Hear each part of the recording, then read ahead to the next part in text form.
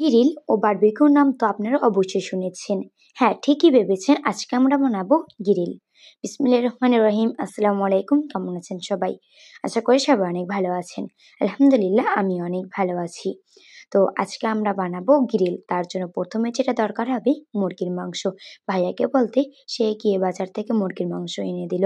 আমরা সবাই মিলে আজকে বানাবো গ্রিল। অনেক মজা হবে, কারণ একসাথে কাজ করতে তো খুব ভালো লাগে। আর আমি একলাও তো গ্রিল বানাতে পারি না। তার জন্য আমার বড় আপু, নানি আপু, আম্মু, আমরা কয়েকজন একসাথে মিলে আজকে গ্রিলের কাজটা করবো আর কি, গ্রিল বানাবো। যে মশলাপাতি দরকার সব কিছু আমরা আর কি তৈরি করে রেখেছি, একসাথে দিয়ে মেখে নেব। যখন গ্রিলের কথাটা হয়েছে তখন আমরা সবাই উঠে পড়ে লেগেছি এই গ্রিলটাকে বানাতে। হয়তো দোকানের মতো ওরকম বানাতে পারবো না, তারপরও চেষ্টা করব বানাতে। আসলে বাসার জিনিস খেতে অনেক ভালো লাগে, আর যদি নিজের হাতের হয় তাহলে তার কোনো কথাই নেই। কারণ নিজের হাতের জিনিস সবসময় একটু বেশি ভালো লাগে, তা যেমনই হোক। তার জন্য আজকে বাসায় বানালাম, কারণ সবসময় তো দোকানেই খাই, তার জন্য আজকে বাসায় বানালাম। যে পরিমাণ মতো লাগে সব কিছুই দিয়ে দিলাম। হলুদ, মরিচ, টমেটো বাটা, তারপর সস, রসুন বাটা, আদা বাটা, লবণ, তারপর যে মশলাটা আছে গ্রিলে সেটাও দিয়ে দিলাম। এটা সরিষার তেল দিয়ে আপু ভালোভাবে মেখে নিল। তার ভিতরে কিন্তু আমরা দুধও দিয়েছিলাম, কারণ দুধ দিলে নাকি একটু সেদ্ধটা ভালো হয়, তার জন্য আপু দিয়ে দিয়েছিল। এখানে সব কিছু মশলা আগে মেখে নিয়েছে। এই যে দেখেন আপনারা, মেখে নিয়ে আমি কিন্তু একটা গাবলায় মেখেছিলাম, সেটার উপরে দিয়ে একটা ঢাকনা দিয়ে ঢেকে নিলাম।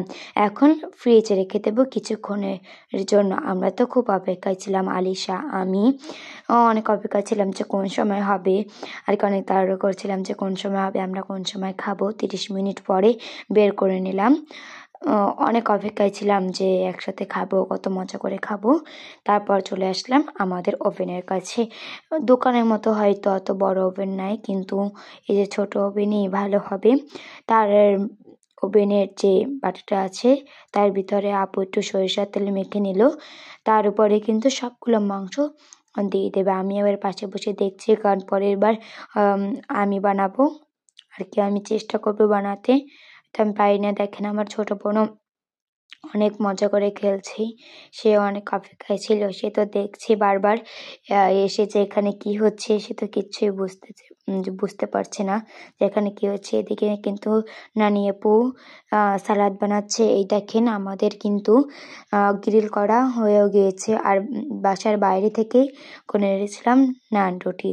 গ্রিলটা হয়ে গিয়েছে, অনেক মজা করে আমি, আলিশা, বাসার সবাই খেয়েছি। আলহামদুলিল্লাহ, খাওয়াটা অনেক ভালোই হয়েছে। তো আজকে ব্লগটা এই পর্যন্তই। সবাই ভালো থাকবেন, সুস্থ থাকবেন, আমার জন্য দোয়া করবেন। পরবর্তী ভিডিও দেখার জন্য আমার এই পেজটি ফলো দিয়ে রাখবেন। আজকে আসি, আল্লাহ হাফেজ।